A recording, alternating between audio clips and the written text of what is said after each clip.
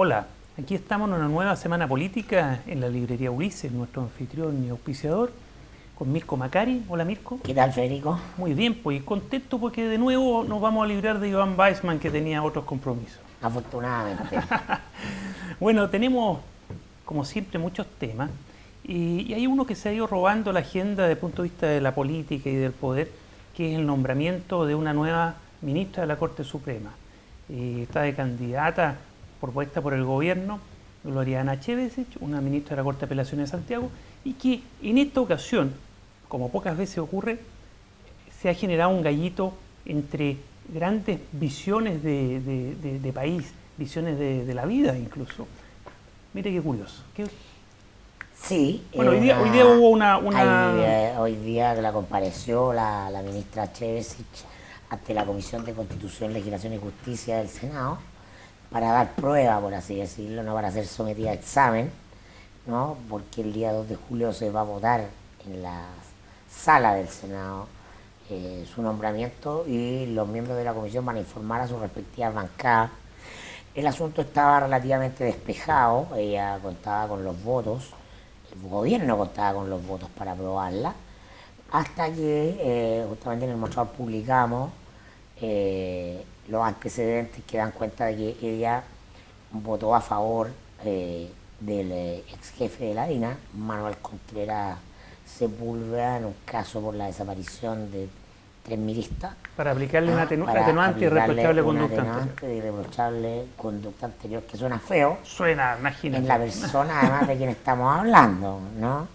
El gran represor. El gran jefe de la policía política y responsable de la más negra y nefasta violación a los derechos humanos. Represión por tortura, por desapariciones, por asesinatos. Completamente.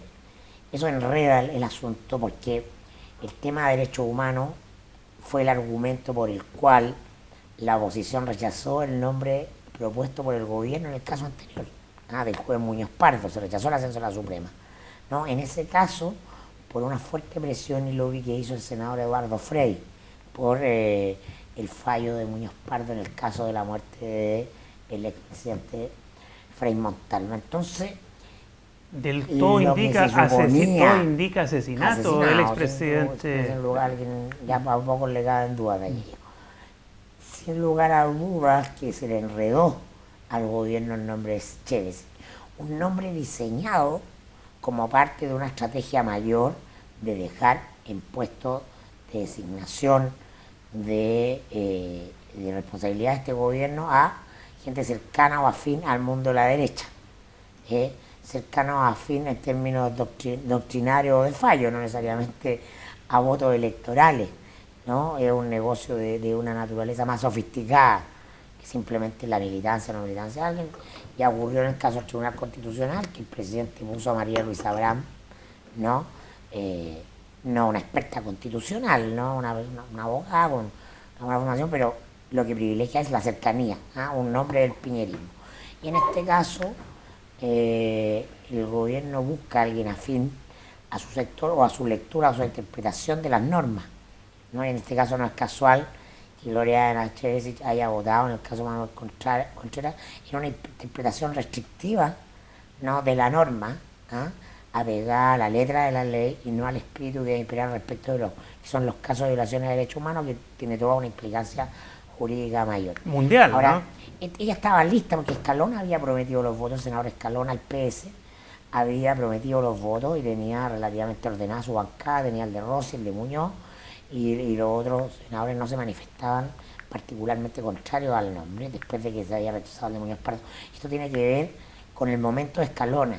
Escalona está en una ofensiva para mostrar poder. Él queda muy debilitado, ¿no?, después del episodio de su caída, ¿no?, de que le cuesta su cupo en el Senado para el próximo periodo. Entonces, está rearmándose desde ya para tomar la presidencia del Partido Socialista, ¿no?, en abril del próximo año, y lo que tiene que hacer ahora es demostrar poder.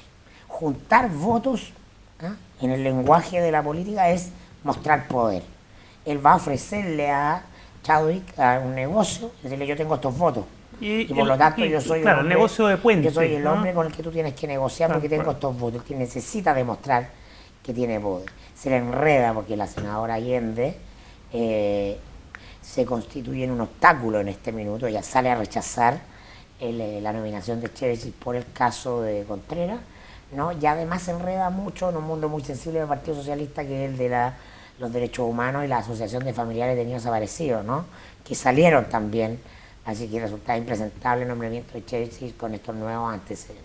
Pero ya habían antecedentes vinculados con derechos humanos, lo que pasa es que derechos humanos de más nueva generación, ¿no? Esos son mucho menos potentes y menos simbólicos en el mundo socialista que por supuesto, en lo que son las violaciones de derechos humanos en dictadura, no me refería a desaparición, muerte y tortura de personas. Pero por supuesto, Entonces, esos son los derechos humanos por máxima definición. Porque hay miembros de la Asociación de Familiares que pertenecen a la Unidad Socialista, porque el Partido Socialista tiene muchas víctimas, ¿no? Que fueron tanto cuanto militantes socialistas, y por lo tanto vamos a tener hasta el 2 de julio una teleserie, ¿no? Muy interesante, donde se juegan cuestiones de fondo. Se juega por lo pronto Escalona, ¿no? Su capacidad de demostrar que sigue viviendo. Yo creo que Escalona por eso se le ha prestado tanta ropa desde el establishment para levantarlo. No, es impresionante el establishment y el mercurio jugado por la ministra Chevesi y por la jueza Chevesi en la tercera, quizás por razones distintas, pero jugado.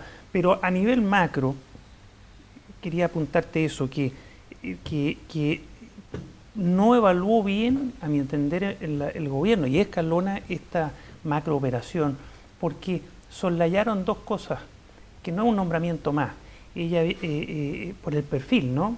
Por su perfil de la jueza Chevesi, vendría a ser una respuesta del gobierno a su preocupación, la preocupación de la derecha y del gobierno y del empresariado, a lo que ellos han estimado como una cierta progresista, no sé, que se ha vuelto más progresista, ponle comillas, la Corte Suprema, una izquierdización, se quiere, una pseudo-izquierdización. Un contrapeso a la quinta sala. Es a la tercera sala, un contrapeso a la tercera sala, pero un contrapeso, claro, que a nivel mayor es una operación que hay que tener en cuenta. Y el gobierno trató de hacerla pasar como si no fuera nada, ¿no? Como un nombramiento más, lo mismo Escalona. Y no, es una operación mayor por poner una persona joven, de derecha, con un sentir muy de derecha, muy conservador, que se le notan sus fallos. En su interpretación normativa. Claro. Efectivamente. Entonces, tratando de influir hacia adelante en la Corte Suprema de los próximos años, ¿no? No inmediatamente, porque los jueces cuando asumen en la Suprema se demoran unos años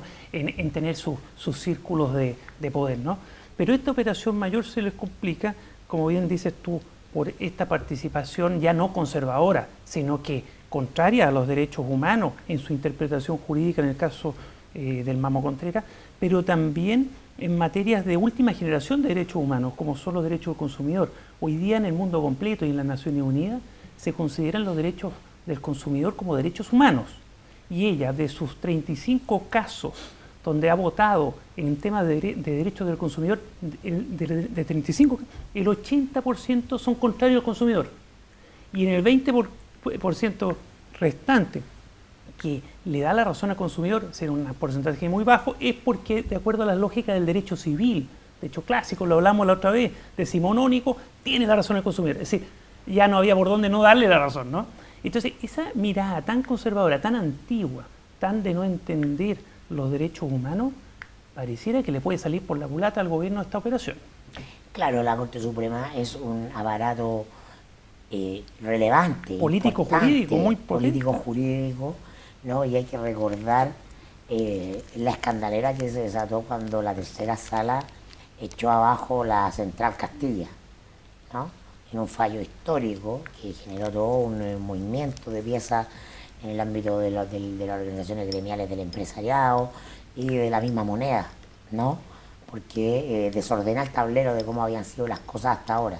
Entonces el gobierno lo que intenta, esta es una medida reaccionaria, es reaccionar para contener a la Suprema como un poder que esté del lado de los más débiles en el ya asimétrico mundo de repartición del poder en la sociedad chilena. Ese es el punto. Esto es un nombramiento para tratar de fortalecer a los más poderosos en perjuicio de los más débiles, que había una impresión de que la Suprema se ha ido volcando, se ha ido inclinando hacia la protección de los más débiles. Entonces hoy día los débiles que son los consumidores, que son más débiles que los grandes proveedores, que son las víctimas de las violaciones al medio ambiente, ¿cierto? En fin, de los más débiles. Entonces, con el nombramiento eventual, potencial nombramiento, o lo que quiere el gobierno de Gloria Nacheri, es decir, se tratan de inclinar la balanza hacia una Corte Suprema, órgano político jurídico, más también volcado a la protección de los poderosos o de alguna manera, ¿no?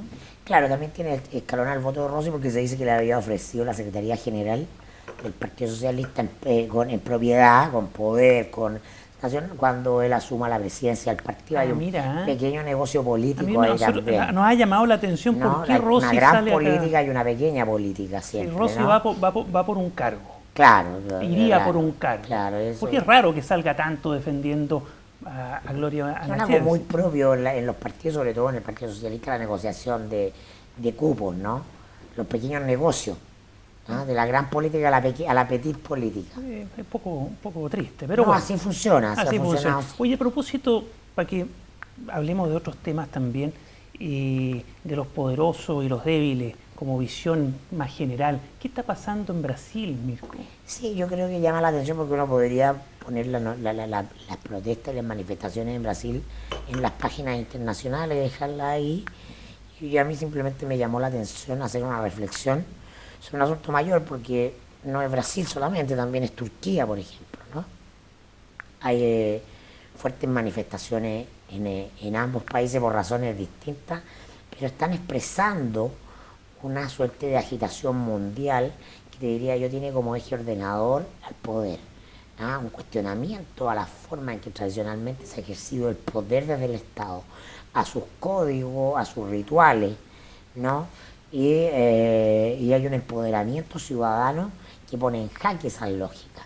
Y yo te diría que ver los elementos en común es muy útil para entender también el proceso chileno, porque esto no tiene que ver con una revolución al estilo del discurso de los años 60. No es que los ciudadanos en el mundo se estén organizando en partidos de izquierda para tomarse el poder del Estado, no, es una disolución, una horizontalización del poder en la medida en que grandes masas movilizadas imponen nuevos valores, nuevas lógicas. Cuando la ciudadanía en Brasil está al borde incluso de ir a incendiar al Congreso, ¿no? Protestando por el precio de los pasajes del transporte, ¿no? O porque simplemente resulta inaceptable la cantidad de millones de dólares que se van a invertir para infraestructura destinada al Mundial de Fútbol en 2014, te está hablando de una revolución valórica, ¿no? Y yo creo que Chile no está ajeno a eso. Y uno no puede leer en Chile, que somos tan provincianos, estamos tan en el poto del mundo, ¿no? El clima de confrontación social solamente en el eje izquierda-derecha. Hay también, ¿no?, parte de esto que tiene que ver con un mundo globalizado, con un mundo digitalizado, con un mundo de las instituciones tradicionales del siglo XX y de los últimos 2000 años de la historia de Occidente, están profundamente fracturadas en su lógica vertical. ¿Ah? Y eso a mí me interesaba hacer ese punto. Muy interesante porque el mundo que estamos viviendo es un mundo de cambio, ¿eh? Y hay que estar arriba de la ola y tratando de entender lo que está pasando. Y multivariable, por eso era importante. Sí. Y muy fragmentado también. Muy fragmentado. Oye, Mirko, y este anuncio de reforma tributaria de la candidata Michelle Bachelet, ¿cuenta tú que se inserta en lo mismo? Porque a mí me huele también, ¿no? Porque la reforma tributaria en cuanto a mecanismo de redistribución tiene que ver en algo con lo que estamos hablando, ¿no? En términos numéricos resulta ambiciosa saltar del 20 al 25% de impuesto. Ahora no se toca el FUT, ¿no? Hay toda una serie de consideraciones técnicas que permiten hablar de que pero alcanza a ser redistributiva o todavía no lo es. Es más bien una señal. Yo creo que a la medida que se acerque la elección de noviembre, Bachelet va a tener que ir achicando el ángulo, ir haciendo precisiones, ir haciendo explicaciones más técnicas. Esto es un petit boucher previo a la primaria, ¿no?, donde el plato principal, que es la reforma de la Constitución, está muy bien guardado. Ya había anunciado para el jueves pasado que se iba a hacer el anuncio del plan de reforma constitucional de Bachelet, se suspendió misteriosamente. Está como estos platos de plata. La Stasi ocultó la información y yo apuesto que si ninguna información Simplemente tengo la impresión de que se está postergando esa decisión para que no haga ruido antes de la primaria, ¿no? Entonces, pero bastó el anuncio de la reforma tributaria para generar una serie de discusiones clásicas. No, sale el establishment, pero en claro, pleno, ¿no? Le sirve Bachelet para decir, para fijar una posición progre, en el sentido de que ahora no se puede acusar una reforma tributaria de que va a afectar el crecimiento, porque el país está creciendo muy bien ahora, ¿no? Y por lo mismo lo que busca es desmitificar este cliché que era, bueno, pero nunca es el momento de hacer una reforma tributaria. Si estamos bien, vamos a parar el buen momento, y si estamos mal, obviamente vamos a alejar en el tiempo, ¿no? La revigorización de la economía.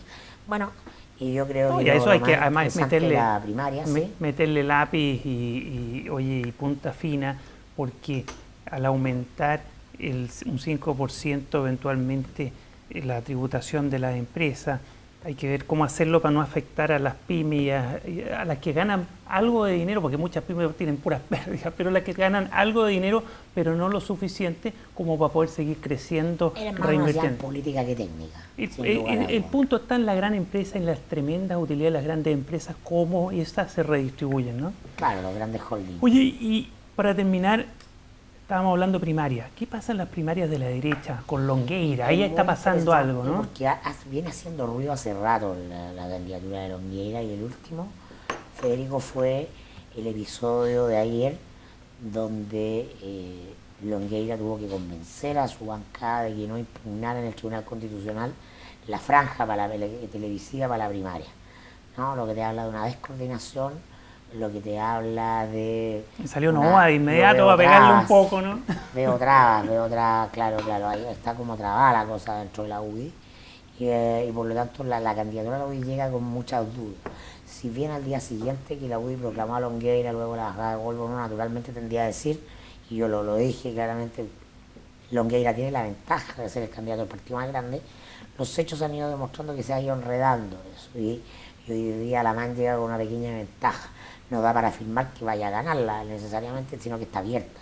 Le queremos decir que la primaria está abierta. Está líquida, como les gusta decir a algunos. Se suma a eso que Longueira tuvo una muy mala performance televisiva en el primer debate, y vamos a ver mañana jueves en la noche si mejora esa performance, porque no logra conectarse con su personaje, con ese personaje que es su mejor yo, ¿no? Que se conectado con la nube de arriba, ¿no? Que le caen las palabras y el sentido de indicar el camino hacia donde tiene que ir. Es muy difícil ser candidato oficial del partido más de derecha, es muy difícil, ¿no? Para el perfil de él, ¿no? Le cuesta tener ese discurso. Pero le cuesta, porque él es un hombre... que está luchando él contra sus intuiciones. Yo creo que los asesores lo han prejuzgado mucho en decirle, no, que sonríes, que aquí y allá, acepto. Entonces el personaje no se ha visto fresco, natural, ¿no? Y además porque no debe ser, insisto, no debe ser como para él ser candidato a la UDI, candidato que quiere ganar el espacio a la derecha, cuando todo su plus político y político electoral es contra los poderosos. Pero hay un tema que cuesta. Nunca le ha costado articular ese discurso ni nadar contra la corriente. Pero distinto de candidato. Es un problema de forma que de fondo. Tiene que ver con un timing, que es una cosa más sencilla y a la vez más compleja. Vamos a ver qué pasa. Oye, ahora me dicen que tenemos que ir a los libros que nos recomienda Ulises para que podamos comprarlos, leerlos tranquilos el fin de semana, después de la siesta, leer un rato. ¿Qué hay de libros, Ulises? Hola, tenemos nuevos títulos esta semana en Librería Ulises, 13 nuevos, esta vez ensayos. Teníamos una deuda por ahí, la paliamos en cierta medida para calentar un poquito las jornadas de otoño. Partimos con algo de Nietzsche bastante clásico, Ensayos sobre los griegos. Este es un texto aparecido en Argentina muy recientemente, no es nuevo, obviamente, esto ya tiene un antecedente directo en el nacimiento de la tragedia, en sucesivas ediciones, como Nacimiento de la Tragedia, pero aparte de eso, y lo interesante de esta edición, es que es breve y contiene al final un conveniente link con la música, con la predilección que tenía Nietzsche, con los escritos musicales, principalmente por Wagner, y hace un conveniente ensayo, un análisis, el golpe y el posterior, no sé si auge directo con la ideología nazi, pero sí directamente con la filosofía suya. Ese es un texto distinto y hago hincapié en esto principalmente porque los ensayos sobre los griegos es mundo homérico y lo que conocíamos de él como análisis directo del mundo homérico, pero este link particular con Wagner, con la música, hace un deleite leer este breve ensayo filosófico de Nietzsche y una muy bonita edición también de Godot de Argentina. Vamos con lo segundo, que esto es directamente atingente con lo que pasa hoy por hoy, sobre todo en todo el mundo global, no solamente acá en Chile o en algún lugar en particular. Esto es Marxismo y crítica literaria, una conveniente reedición de un libro de mediados de los años 70, si no me equivoco, el año 1976, del inglés Terry Eagleton, uno de los pensadores de filosofía marxista más importantes de hoy, releído con asiduidad y convenientemente releído. Creo que siempre es el momento de volver al marxismo. Como lo dijo en algún momento Jameson, el marxismo tiene que necesariamente volver, no como un proyecto fracasado, sino que como una utopía o como un sueño inacabado.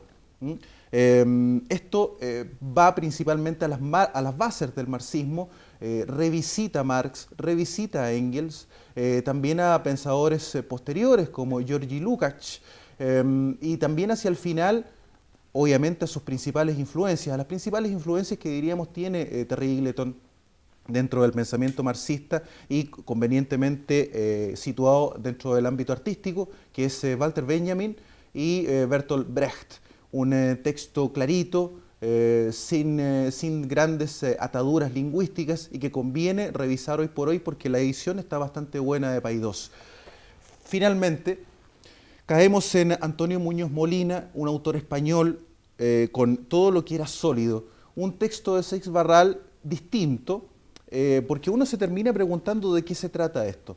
Se trata de muchas cosas y de ninguna a la vez. A Muñoz Molina lo conocemos como un novelista con una novela bastante conocida que es Sefarad, por ahí con alguna que tuvo un merecimiento posterior que es El viento de la luna. Pero principalmente su trabajo narrativo es más o menos conocido en Chile, no es un autor tan masivo. Esto es un ensayo reciente, de que habla de muchas cosas, habla de la vida, habla del acontecer de los últimos años, es a ratos filosófico y literario. Es una buena sorpresa, yo tenía bastante pocas esperanzas al leerlo porque venía muy amparado en muy buenas críticas en España.